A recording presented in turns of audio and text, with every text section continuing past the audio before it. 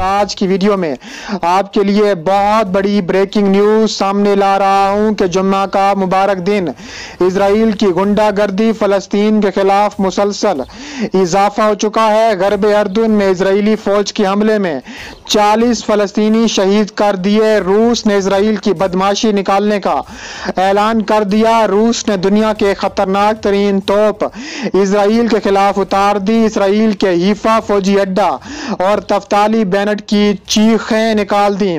Video میں آگے بڑھنے سے پہلے اگر آپ اسرائیل سے نفرت کرتے ہیں، روس سے اور فلسطین سے محبت کرتے ہیں، ہماری ویڈیو کو لائک کرنے کے ساتھ ساتھ چینل کو سبسکرائب کر کے بیل آئیکن پر کلک کر دیں۔ ناظرین گرامی، بہت بڑی بریکنگ نیوز سامنے آ رہی ہے کہ اسرائیلی فورسز نے غرب اردن کے شہر جنین پر دھاوا بول دیا، جس کے بعد فلسطینی سیکیورٹی فورسز اور صہیونی فوجیوں کے درمیان جھڑپیں شروع ہو گئیں۔ فائرنگ کے تبادلے میں 2 فلسطینی سیکیورٹی اور 1 شہری شہید ہو گئے۔ فلسطینی وزارت صحت کے مطابق فائرنگ کی زد میں آ کر 1 راہگیر بھی زخمی ہو گیا۔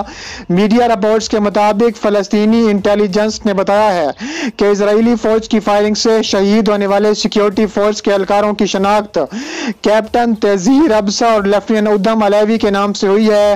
رپورٹ کے مطابق دونوں اہلکار اسرائیلی اور اسپیشل فورسز کے جنین شہر پر دھاوا کے ہونے والے جھڑپوں اور فائرنگ کے تبادلے میں کام آئے۔ اس کے علاوہ فلسطین نے اعلان کیا ہے کہ ہم اسرائیل کے خلاف تابڑ توڑ کارروائیاں کرنے کے لیے مکمل طور پر تیار بیٹھے ہیں۔ فلسطینی وزارت صحت کے مطابق فائرنگ کی زد میں 1 راہگیر بھی زخمی ہو چکا ہے۔ بیان میں فلسطینی ایوان صدر نے ایسی کارروائیوں کے مضمرات سے خبردار کیا ہے۔ ایوان صدر کے سرکاری ترجمان نبیل ابو ردینہ نے ایک بیان میں کہا ہے کہ قابض اسرائیلی حکام کی طرف سے فلسطینی عوام کے حقوق کی مسلسل خلاف ورزی، قاتلانہ حملے اور دیگر ظالمانہ کارروائیاں بین الاقوامی قانون کی صریحاً خلاف ورزی ہیں، جن سے کشیدگی میں اضافہ ہوتا ہے۔ انہوں نے اسرائیل کو حالیہ کشیدگی کا ذمہ دار قرار دیتے ہوئے بین الاقوامی برادری سے مطالبہ کیا ہے کہ وہ فلسطینیوں کے تحفظ کو یقینی بنانے کے لیے مناسب اقدامات کریں۔ اسرائیلی فوج نے اس واقعے پر تادم تحریر کسی قسم کے رد عمل کا اظہار نہیں کیا۔ یاد رہے کہ اسرائیل غرب اردن کے مسلح فلسطینی گروپوں کے خلاف چھاپا مار کارروائیاں کرتا رہتا ہے، لیکن بہت کم ایسا ہوا ہے کہ صہیونی فوجی فلسطینی اتھارٹی کے زیر انتظام سیکیورٹی فورسز سے براہ راست بھیڑے ہوں۔ اسرائیلی فوج نے فلسطینی عسکریت پسندوں کی جانب سے جنوبی اسرائیل میں مزید آتش گیر غبارے فائر کیے جانے کے بعد جمعرات کی رات ایک بار پھر غزہ کی پٹی پر تازہ فضائی حملے کیے ہیں۔ گزشتہ 72 گھنٹوں میں دوسری مرتبہ اسرائیل کی جانب سے غزہ پر فضائی حملے اور تابڑ توڑ حملوں کا سلسلہ جاری ہے۔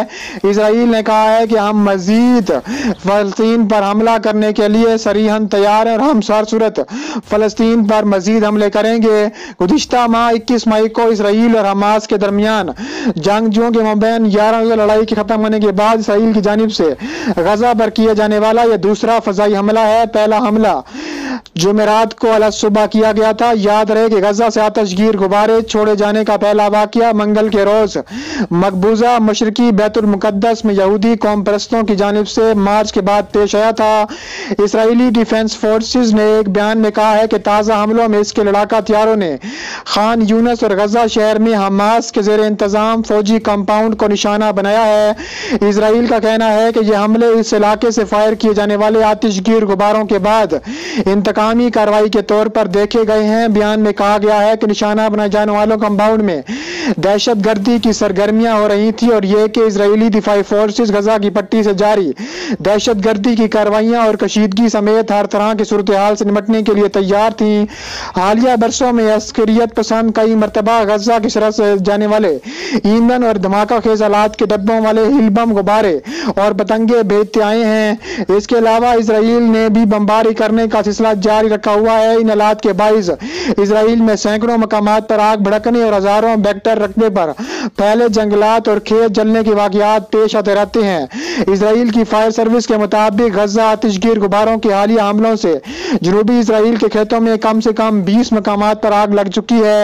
اسرائیلی سرحدی علاقوں میں راکٹ سے انتباہ کرنے والے سائرن بجائے چکے ہیں، لیکن سیکیورٹی ذرائع نے BBC کو بتایا ہے کہ غزہ سے کوئی راکٹ فائر نہیں کیا گیا۔ خبر رساں ایجنسی AFP کے مطابق حماس کے عسکریت پسندوں نے بھاری مشین گنوں سے فائر کر کے جیٹ طیاروں کے حملوں کا جواب دیا۔